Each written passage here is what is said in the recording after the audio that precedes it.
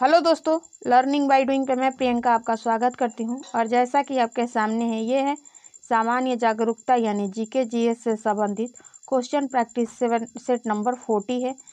दोस्तों, question start करें उससे पहले अगर आप हमारे चैनल पे नए हैं तो वीडियो को लाइक कर चैनल को सब्सक्राइब कर ऑल का बटन प्रेस कर दीजिएगा, ताकि डेली के आने वाले जो वीडियो हैं आपको ईजिली प्राप्त हो सके। ठीक है, तो चलिए फटाफट देख लेते हैं क्वेश्चन आज का।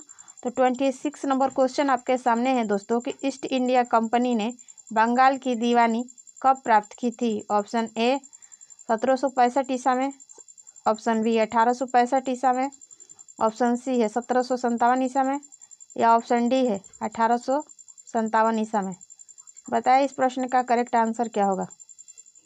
तो दोस्तों, इस प्रश्न का करेक्ट आंसर जो हो जाएगा कि 1765 ईसा में ईस्ट इंडिया कंपनी ने बंगाल की दीवानी प्राप्त की। ठीक है, अगला प्रश्न है 27 नंबर कि लाल बाल पाल में निम्नलिखित में से कौन सा नेता जो है शामिल नहीं है। Option A Lala Lajpat Rai, option B Bipin Chandra Pal, option C Bal Gangadhar तिलक और ऑप्शन डी लाला हंसराज। बताएं इस प्रश्न का करेक्ट आंसर क्या हो जाएगा 27 नंबर का। तो दोस्तों, इस प्रश्न का करेक्ट आंसर ऑप्शन डी है, यानी लाला हंसराज जो है लाल बाल पाल में निम्न में जो है शामिल नहीं है। ठीक है, बाकी के 3 लोग शामिल हैं, लाला लाजपत राय, बिपिन चंद्र पाल और बाल गंगाधर तिलक। ठीक है, अगला प्रश्न है 28 नंबर कि सम्राट अशोक के अभिलेख कहाँ से प्राप्त नहीं हुए हैं। ऑप्शन ए उत्तराखंड से, ऑप्शन बी कर्नाटक से, ऑप्शन सी असम से, या ऑप्शन डी उड़ीसा से। बताएं इस प्रश्न का सही उत्तर क्या होगा। तो दोस्तों, इस प्रश्न का करेक्ट आंसर है, यानी जो असम है असम से नहीं हुआ है, यानी जो गलत है वही इस प्रश्न का करेक्ट आंसर है, यानी ऑप्शन सी इसका करेक्ट आंसर है। अगला प्रश्न है प्रश्न नंबर 29 कि निम्न में से कौन से राज्य समूह भाखड़ नांगला परियोजना से लाभान्वित होते हैं। Option A Uttar Pradesh Haryana Rajasthan, option B Punjab Haryana Rajasthan, option C Haryana Punjab Himachal Pradesh, option D Gujarat Haryana Punjab. बताएं इस प्रश्न का करेक्ट आंसर क्या हो जाएगा 29 नंबर क्वेश्चन का। तो दोस्तों, इस प्रश्न का करेक्ट आंसर जो है भाखड़ा नांगला परियोजना से लाभान्वित होने वाले जो राज्य हैं वो है पंजाब हरियाणा और राजस्थान। ठीक है, अगला प्रश्न है प्रश्न नंबर 30 आपके सामने है दोस्तों कि चंद्र ग्रहण के समय निम्न में से कौन मध्य में रहता है। ऑप्शन ए पृथ्वी, ऑप्शन बी चंद्रमा, ऑप्शन सी सूर्य, या ऑप्शन डी अन्य कोई ग्रह। बताएं इस प्रश्न का करेक्ट आंसर क्या होगा 30 नंबर का।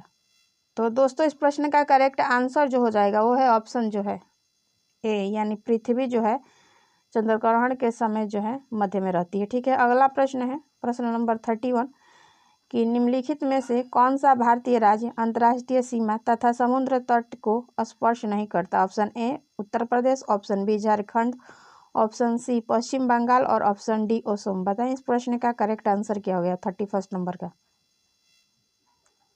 तो दोस्तों, इस प्रश्न का करेक्ट आंसर हो जाएगा वो हो जाएगा आपका ऑप्शन बी, यानी जो है झारखंड जो है अंतर्राष्ट्रीय सीमा तथा समुद्र तट रेखा को स्पर्श नहीं करता है। ठीक है, इसके अलावा तीनों जैसे उत्तर प्रदेश, पश्चिम बंगाल और असम जो है करते हैं। ठीक है, अगला प्रश्न है क्वेश्चन नंबर 32 है आपके सामने दोस्तों कि निम्नलिखित में से कौन सी पर्वत चोटी भारत में स्थित नहीं है। Option A Nanga Parbat, option B Nanda Devi, option C Namcha Barwa, option D Gurla Mandhata. बताएं इस प्रश्न का करेक्ट आंसर क्या होगा 32 का। तो दोस्तों, इस प्रश्न का करेक्ट आंसर जो है ऑप्शन डी है, यानी पर्वत चोटी की भारत में स्थिति नहीं है वो है गरुला मंदाता। ठीक है, ऑप्शन डी इसका करेक्ट आंसर है, गरुला मंदाता। ठीक है, अगला प्रश्न है 33 नंबर कि कोरोमंडल तट पर अधिकतर वर्षा निम्न में से किसके कारण होता है। ऑप्शन ए चक्रवाती अवदाब, ऑप्शन बी पश्चिमी विक्षोभ, ऑप्शन सी उत्तरी पश्चिमी मानसून, या ऑप्शन डी दक्षिणी पश्चिमी मानसून। बताएं इस प्रश्न का सही उत्तर क्या होगा। तो दोस्तों, इस प्रश्न का करेक्ट आंसर जो हो जाएगा वो है ऑप्शन ए, यानी चक्रवाती अवदाब के कारण कोरोमंडल तट पर अधिकतर वर्षा होती है। ठीक है, अगला प्रश्न है प्रश्न नंबर 34 आपके सामने कि भारतीय संविधान का अनुच्छेद 17 संबंधित है। ऑप्शन ए उपाधियों के अंत से, ऑप्शन बी अस्पृश्यता के अंत से, ऑप्शन सी स्वतंत्रता के अंत से, या ऑप्शन डी है शोषण के अंत से। बताइए इस प्रश्न का करेक्ट आंसर क्या होगा। तो दोस्तों इस प्रश्न का करेक्ट आंसर हो जाएगा 34 नंबर का, वो है ऑप्शन आपका बी, यानी अस्पृश्यता के अंत से जो है अनुच्छेद, भारतीय संविधान के अनुच्छेद जो 17 है संबंधित है। ठीक है, अगला प्रश्न है प्रश्न नंबर 35 आपके सामने कि राज्य की विधान परिषद के कितने सदस्य विधानसभा द्वारा चुने जाते हैं। ऑप्शन ए 1/6 सदस्य, ऑप्शन बी 1/3 सदस्य, ऑप्शन ए 1/12 सदस्य, या ऑप्शन डी 5/6 सदस्य। बताइए इस प्रश्न का करेक्ट आंसर 35 नंबर के क्या होगा। तो दोस्तों इस प्रश्न का करेक्ट आंसर हो जाएगा ऑप्शन बी जो है, यानी 1/6 सदस्य राज्य विधान परिषद के सदस्य विधानसभा द्वारा चुने जाते हैं। ठीक है, अगला प्रश्न है प्रश्न नंबर 36 कि भारत में बैंक दर कौन निर्धारित करता है। ऑप्शन ए भारत के वित्त मंत्री, ऑप्शन बी भारत के राष्ट्रपति, ऑप्शन सी भारतीय रिजर्व बैंक, या ऑप्शन डी भारतीय स्टेट बैंक। बताएं इस प्रश्न का करेक्ट आंसर क्या होगा 36 नंबर का। तो दोस्तों इस प्रश्न का करेक्ट आंसर जो हो जाएगा वो है ऑप्शन सी, यानी भारतीय रिजर्व बैंक जो है भारत के बैंक दर को निर्धारित करता है। ठीक है, इसके अलावा अगला प्रश्न है 37 नंबर आपके सामने दोस्तों कि किसी दी गई अवधि के लिए एक देश की राष्ट्रीय आय बराबर होगी। ऑप्शन ए नागरिकों द्वारा उत्पादित वस्तुओं और सेवाओं के कुल मूल्य के, ऑप्शन बी कुल उपभोग और निवेश व्यय के योग के, या ऑप्शन सी है आपके सामने दोस्तों सभी व्यक्तियों के व्यक्तिगत आय के योग के, या ऑप्शन डी है उत्पादित अंतिम वस्तुओं और सेवाओं के मौद्रिक मूल्य के। बताइए इस प्रश्न का करेक्ट आंसर क्या होगा 37 नंबर का। तो दोस्तों इस प्रश्न का करेक्ट आंसर ऑप्शन डी हो जाएगा, यानी उत्पादित अंतिम वस्तु और सेवाओं के मौद्रिक के रूप में। ठीक है, अगला प्रश्न है 38 नंबर कि वर्ष 2011 की जनगणना के अनुसार भारत की साक्षरता दर कितने प्रतिशत थी। ऑप्शन ए 63.24%, या अगला है 67.54%, या ऑप्शन है 73%, या डी है 81.29%। बताएं इस प्रश्न का करेक्ट आंसर क्या है। तो दोस्तों इस प्रश्न का करेक्ट आंसर जो है ऑप्शन सी होगा, यानी 73% जो है 2011 के जनगणना के अनुसार भारत की साक्षरता दर थी। कितने परसेंट, तो 73%। ठीक है, अगला प्रश्न है 39 नंबर कि ओनेगा झील कहाँ स्थित है। ऑप्शन ए कनाडा में, ऑप्शन बी रूस में, ऑप्शन सी ऑस्ट्रेलिया में, या ऑप्शन डी तंजानिया में। बताएं इस प्रश्न का करेक्ट आंसर क्या होगा 39 नंबर का। तो दोस्तों इस प्रश्न का करेक्ट आंसर है ऑप्शन बी, यानी जो ओनेगा झील जो है रूस में स्थित है। ठीक है, अगला प्रश्न है प्रश्न नंबर 40 कि नाखून पालिश परिमार्जक यानी रिमूवर में क्या रहता है। Option A acetone, option B benzene, option C petroleum ether, या ऑप्शन डी एसिटिक। बताएं इस प्रश्न का एसिटिक अम्ल। बताएं इस प्रश्न का करेक्ट आंसर क्या होगा 40 नंबर का। तो दोस्तों इस प्रश्न का करेक्ट आंसर हो जाएगा वो है ऑप्शन ए, यानी एसीटोन जो है उसमें शामिल रहता है। ठीक है, अगला प्रश्न है 41 नंबर कि रबड़ के व्यापारिक वल्कनीकरण में किसका प्रयोग शामिल है। ऑप्शन ए गंधक का, ऑप्शन बी कार्बन का, ऑप्शन सी फास्फोरस का, या ऑप्शन डी सिलेनियम का। बताएं इस प्रश्न का करेक्ट आंसर क्या होगा 41 का। तो दोस्तों इस प्रश्न का करेक्ट आंसर हो जाएगा वो है ऑप्शन ए, यानी आपका जो गंधक है वो रबड़ के व्यापारिक यानी वल्कनीकरण में शामिल होता है, यानी उसका प्रयोग होता है। ठीक है, अगला प्रश्न है 42 नंबर कि प्रकाश संश्लेषण की क्रिया कब तीव्र होगी। ऑप्शन ए जब प्रकाश लाल रंग का हो, ऑप्शन बी जब प्रकाश हरे रंग का हो, ऑप्शन सी जब प्रकाश पीले रंग का हो, या ऑप्शन डी जब प्रकाश पराबैंगनी प्रकाश हो। बताएं इस प्रश्न का करेक्ट आंसर क्या होगा 42 नंबर का। तो दोस्तों इस प्रश्न का करेक्ट आंसर हो जाएगा ऑप्शन ए, जब प्रकाश संश्लेषण की क्रिया जब तीव्र होगी जब प्रकाश का जो रंग है लाल रंग का होगा तब। ठीक है, अगला प्रश्न है 43 नंबर कि किस विटामिन का रासायनिक नाम नियासिन है। Option A vitamin C, option B vitamin E, option C vitamin B12, option D vitamin B3। बताइए इस प्रश्न का करेक्ट आंसर क्या है। तो दोस्तों इस प्रश्न का करेक्ट आंसर है 43 नंबर का, वो है डी, यानी विटामिन B3 के जो रासायनिक नाम है वो है नियासिन। ठीक है, अगला प्रश्न है 44 नंबर कि मानव मस्तिष्क का कौन सा भाग बुद्धि एवं चतुराई का केंद्र है। Option A medulla oblongata, option B प्रमस्तिष्क, ऑप्शन सी अनुमस्तिष्क या ऑप्शन डी मस्तिष्क स्टेम। बताएं इस प्रश्न का करेक्ट आंसर क्या हो जाएगा 44 नंबर का।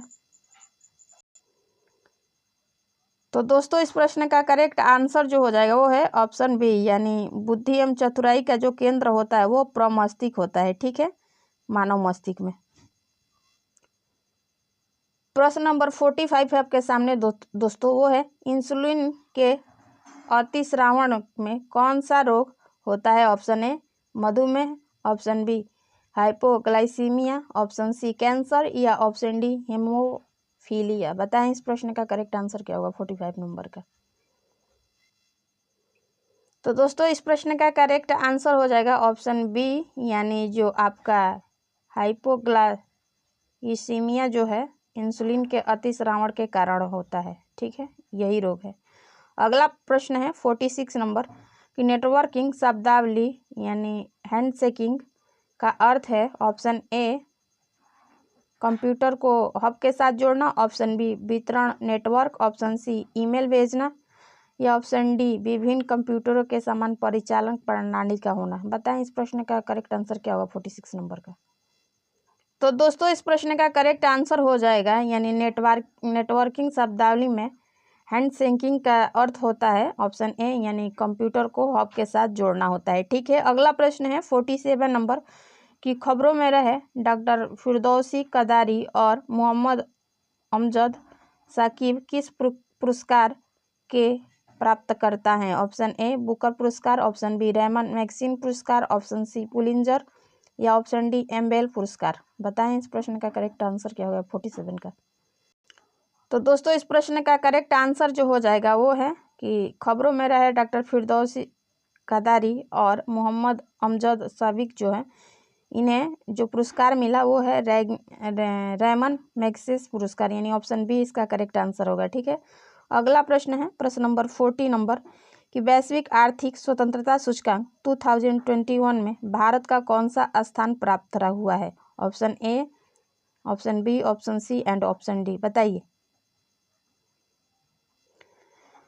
तो दोस्तों इस प्रश्न का करेक्ट आंसर हो जाएगा ऑप्शन सी, यानी जो 48 का इसमें 121वां स्थान जो है इनका प्राप्त रहा है। ठीक है, वैश्विक आर्थिक स्वतंत्रता सूचकांक 2021 में भारत का 121वां स्थान प्राप्त हुआ। ठीक है, अगला प्रश्न है 49 नंबर कि निम्न में से किसे पत्रकारिता के क्षेत्र में सबसे प्रतिष्ठित पुरस्कार माना जाता है। ऑप्शन ए ग्रैमी पुरस्कार, ऑप्शन बी पुलिंजर पुरस्कार, ऑप्शन सी रैमन मैगसेस पुरस्कार, ऑप्शन डी गोल्डमैन पुरस्कार। बताएं इस प्रश्न का करेक्ट आंसर क्या होगा।